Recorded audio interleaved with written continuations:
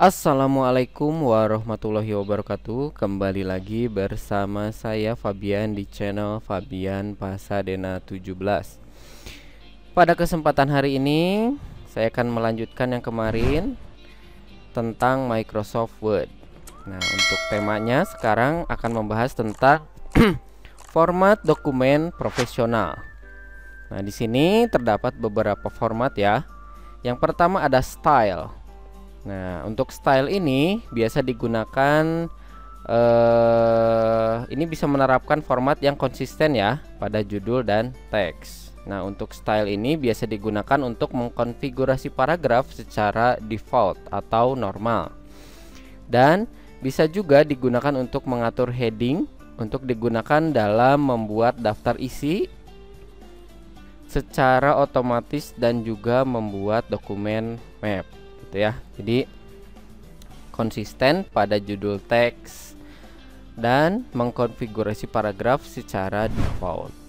Selanjutnya ada template. Nah, untuk template sendiri ini membuat dokumen dengan tata letak profesional dengan cepat. Nah, untuk template ini biasanya saat kalian membuka Microsoft Word itu akan muncul ya, akan muncul di halaman awal si Microsoft Word. Jadi jika kalian tidak ingin menggunakan template, itu biasanya ada yang namanya blank dokumen. Nanti di sebelahnya itu terdapat beberapa template dari si Microsoft Word-nya ya. Untuk template sendiri itu merupakan file yang berfungsi sebagai titik mula untuk sebuah dokumen baru yang dibuat menggunakan Microsoft Word gitu ya. Jadi saat membuka Microsoft Word itu silahkan kalian bisa melihat berbagai macam contoh template yang disediakan oleh Microsoft Word itu sendiri. Nah, dengan template itu kalian bisa menghemat waktu dalam pembuatan dokumen. Karena di sana kalian bisa membuat dokumen dengan gaya dan format yang sama tanpa harus membuat ulang gaya dan format tersebut. Nah, gitu. Cuman kalau dengan menggunakan template berarti kan semua orang juga bisa menggunakannya gitu ya. Jadi bisa saja antara satu orang dengan orang lainnya itu saat membuat itu akan sama gitu, karena menggunakan template yang ada di Microsoft Word-nya itu template yang sama. Untuk templatenya sendiri itu ada laporan, ada surat, ada resume, dan juga brosur.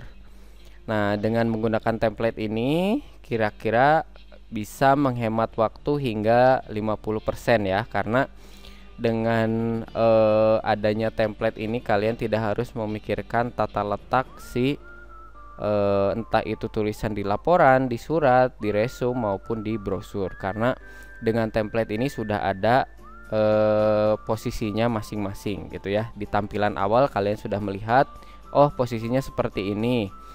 Jadi kalian bisa memilih template yang sesuai dengan yang kalian inginkan.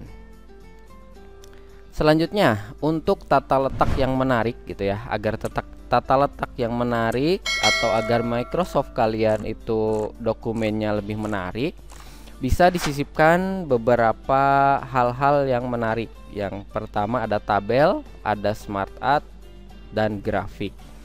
Untuk tabel ini merupakan kotak-kotak sel yang tersusun dalam baris dan kolom. Tabel ini dapat digunakan untuk mengatur jenis konten. Apakah kalian mau bekerja itu menggunakan teks atau data numerik bebas gitu ya. Bisa menggunakan tabel. Di Word ini juga bisa memasukkan tabel yang kosong atau mengubah teks yang ada menjadi sebuah tabel. Lalu bisa juga menyesuaikan tabel menggunakan gaya dan layout yang berbeda. Selanjutnya itu ada smart art. Smart art ini berfungsi sebagai penyisip ya, ataupun menampilkan diagram pada lembar kerja atau dokumen. Seperti diagram proses, ada cycle, ada hierarki, ada relationship, ada matrix, dan ada piramid. Selanjutnya ada grafik. Untuk grafik ini merupakan alat yang dapat digunakan untuk mengkomunikasikan informasi secara grafis.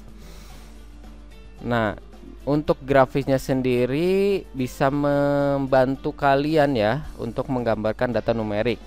Contohnya misalkan wilayah A, ada 3 wilayah A, B, C, D gitu ya, dengan total penduduk yang berbeda-beda atau total siswa dan siswi gitu ya yang berbeda-beda. Nah, itu bisa menggunakan sistem grafik agar terlihat lebih mudah gitu ya membandingkan antara satu wilayah dengan wilayah lainnya, mana yang paling tinggi, mana yang paling rendah gitu. Jadi dengan adanya grafik ini bisa memudahkan pembaca untuk memahami isi dari dokumen yang kalian buat gitu. Berbeda dengan yang hanya menggunakan teksnya saja gitu. Mungkin akan agak pusing. Ini gimana perbandingannya, tetap harus dihitung atau dicatat lagi. Oh, ini sekian, ini sekian, ini sekian. Oh, jadi sekian. Nah, dengan adanya grafik ini maka akan lebih memudahkan si pembaca dalam melihat grafik atau perbandingan antar data numerik yang tadi sudah kalian buat.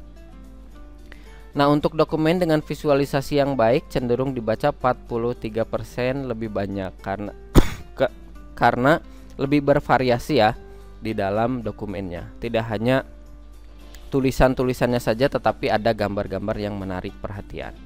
Baik, mungkin itu saja pembahasan pada hari ini. Sekian, kurang lebihnya mohon maaf. Billahi taufiq wal hidayah. Wassalamualaikum warahmatullahi wabarakatuh.